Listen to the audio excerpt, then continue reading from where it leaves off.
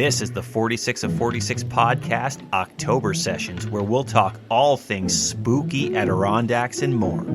From Bigfoot encounters on the NPT to ghostly sightings in the trees. We'll dive deep into the heart of these mountains and the people who dare to climb them. From Adirondack Bigfoots to haunted lakeside bark huts. It's all here on the 46 of 46 October Sessions.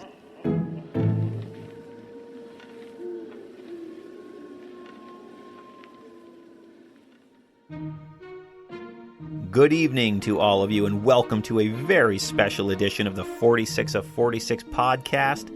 We'll call it the October Sessions. This month, we're going to have some spooky Adirondack fun with these episodes because that's what October is all about.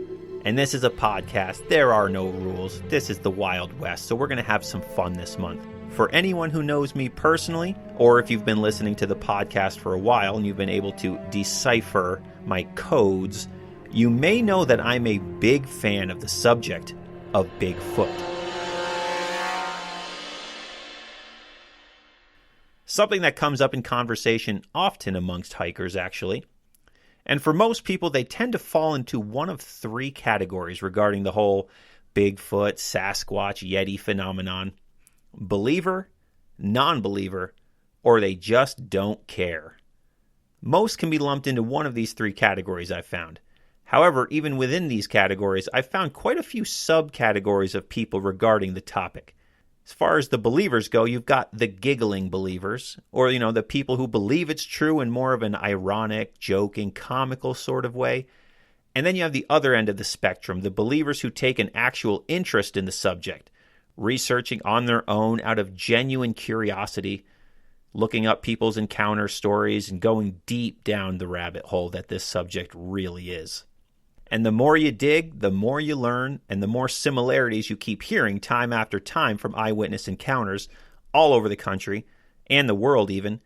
And then just when you start coming to a conclusion as to what you think people are seeing, what these creatures are, where they're from, you'll hear another encounter story from a credible, everyday human being just like you and I that leaves you completely scratching your head as they talk about some behavior or visual that you've never heard before, bringing you right back to the starting line as you admit to yourself, well, I thought I knew what they were, but I don't know what these creatures are. However, time and time again, witnesses will adamantly state, you don't have to believe me. I don't care. I know what I saw. And to me, these are the most credible sources of information regarding this or really any unexplainable topic. Credible witnesses with nothing to gain by sharing what they encountered, in fact, actually having a lot to lose via ridicule by others. When somebody faces ridicule and harassment even regarding something that they saw, something that shouldn't exist, and oftentimes something that they even wish they never encountered to begin with, but they still stand firm and strong, continuing to declare, I know what I saw, it wasn't a bear, and I don't care if you believe me or not. That is as convincing information as anything that I need to hear. Sometimes the truth really is stranger than fiction. But there's so much information out there on Bigfoot, from books to podcasts to documentaries and even cable TV series, most of which are just completely terrible, by the way, and clearly edited to appeal to that gigglers category that I mentioned earlier.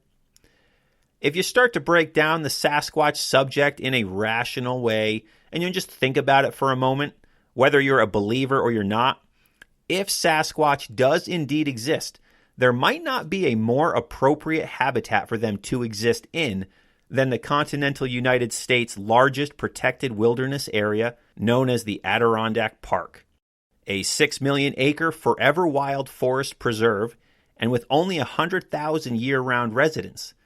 They really would be hard-pressed to find a better place to survive, thrive, and remain completely undetected. My guest this week is a licensed New York State guide for hiking, hunting, and camping with over 30 years' experience, a true outdoorsman. He teaches wilderness skills and survival courses, and the man has spent a lot of time in the great outdoors, and specifically here in the Adirondack Park. Devin has spent a lot of time in the woods both recreationally and for work, and he had an interesting encounter out on the Northville Placid Trail just last year in 2019. Tonight he's going to walk us through that story, and we're going to discuss it, as well as many other Sasquatch reports and encounters from right here inside the Blue Line, better known as the Adirondack Park. His name is Devin Peterson, and I'd like to welcome him to a very special and fun edition of the October Sessions here on the 46 of 46 podcast. Devin, thanks for coming on the show. Hey, James. Thanks for having me. Absolutely. I am so excited to talk to you about this subject matter.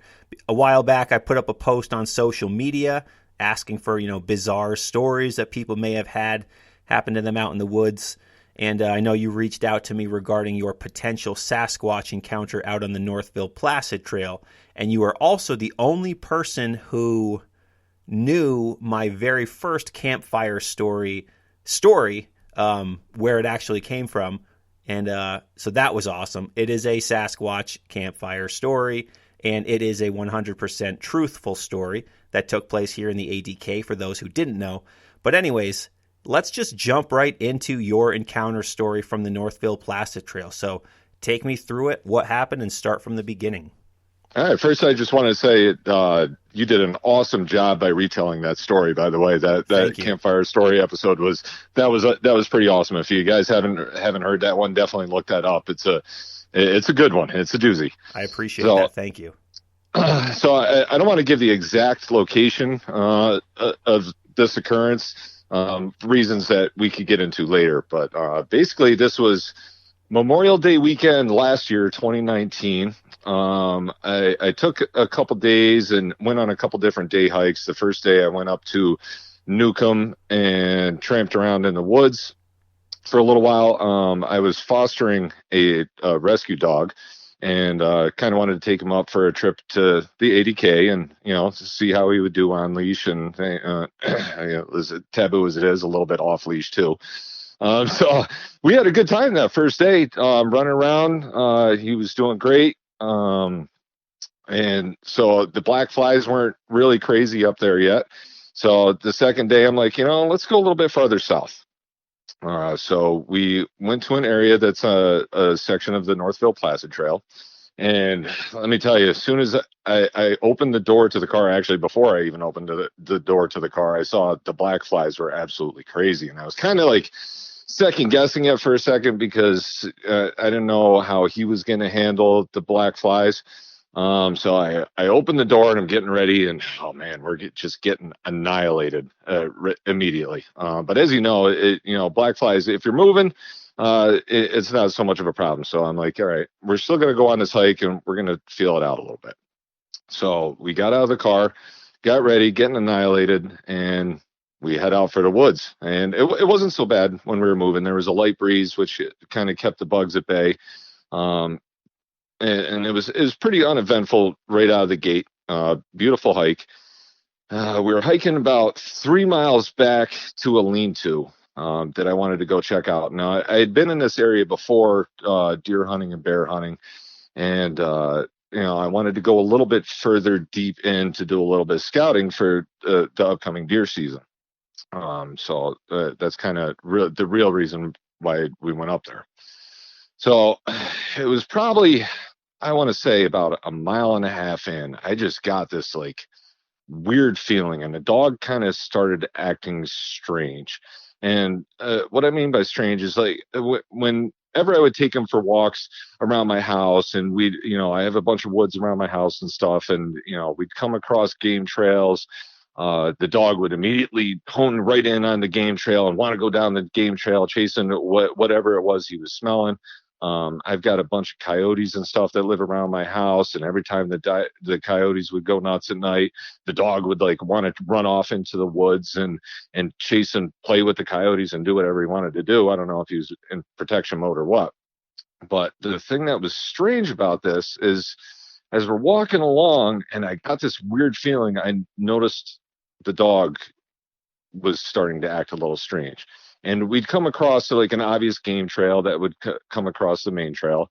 And, he would kind of stop and sniff and just kind of stare out into the woods a little bit.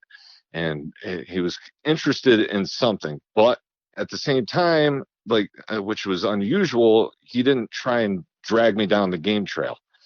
So, I kind of joked with the dog. I'm like, oh, what's going on? What do you smell? And, I was trying to see if I could smell something that was out of place or whatever. Cause I'm a deer hunter, and people may think you're crazy for saying this, but I can smell deer in the woods, and you could definitely smell a bear in the woods or deer in the woods if you're downwind. So I'm trying to smell what the dog is smelling. I couldn't smell anything. I didn't hear anything at the time. So I'm just like, okay, whatever. That maybe he hears a squirrel running around in the weeds over there, and he's just interested in what's going on. So I kept it moving, and the farther back we got, it just it just got creepier, because then there was points where he would just stop and intently stare, and I'd try to like move him along, or I'd say, all right, come on, let's go, we're trying to go, and he would just stop and not want to move, and he's just staring off intently into the woods. And I'm like, okay, maybe it's possible that there's a bear or something around in the area, because the area I was traveling in was definitely heavy bear concentration. So I'm just trying to rationalize it in my head. I'm like, all right, it's nothing, whatever. Let's keep moving. I want to say about 2.5 miles in, there was a point where it sounded like something was paralleling us through the woods. You know what I'm talking about, because we've had this discussion before. I think you had a similar experience. Yeah, definitely. For those who don't know, being paralleled in the woods, it sounds like you're walking along the trail, and there's something off to your left or your right that's walking alongside you. You walk, it walks, you stop, it stops, kind of thing. Now, I've spent enough time in the woods to know that certain terrain features or a natural fence, say like a tree line or a rock wall or something, if you're walking along, you can have echoes off of that object that come back to you. So, I'm thinking that in my head, but at the same time, the dog is also acting funny and staring intently in that direction, from which that sound is coming from. And it happened it was a short time that this happened. And then we moved up along the trail, and, I still had that creepy feeling. We get a little bit closer to the lean-to, and I'm like, all right, we got to be getting close to this thing.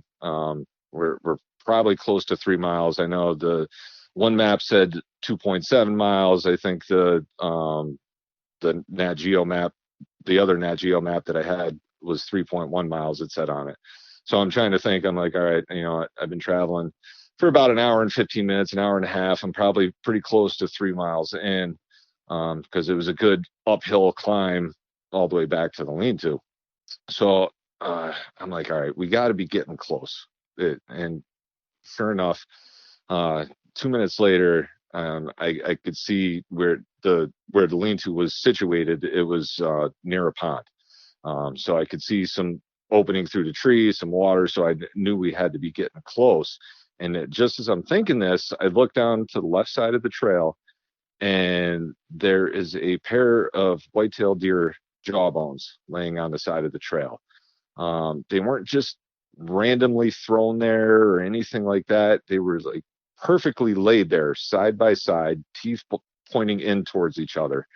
And I'm just like looking at this, and I'm like, this is a really strange spot for this to be.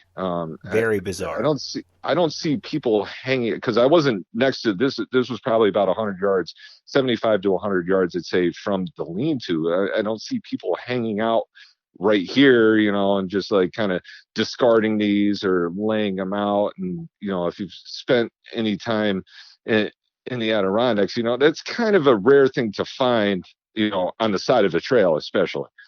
So I'm looking at it, and I'm like, this is weird. And I even made a joke at the time to my dog. I'm like, maybe this was Sasquatch leaving us a sign, saying, this is a good area to hunt.